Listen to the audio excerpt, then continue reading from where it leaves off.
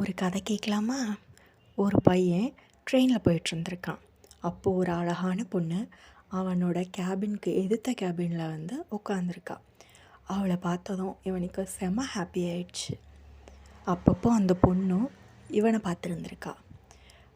Background மியூசிக்கில் Ilaiyaraaja music கூட அப்படியே வானத்தில் ரெக்க கட்டி பறக்கிற மாதிரி ஃபீல் பண்ணியிருந்திருக்கான் நம்ம பையன்.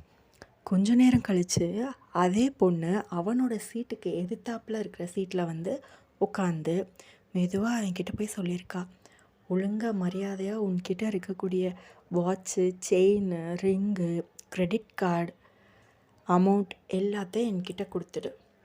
இல்லைன்னா நீ என்கிட்ட தப்பாக நடக்க முயற்சி செஞ்சேன்னு கத்தி எல்லாரையும் இங்கே வர வச்சிருவேன் அப்படின்னு சொல்லி மிரட்டியிருக்கான்.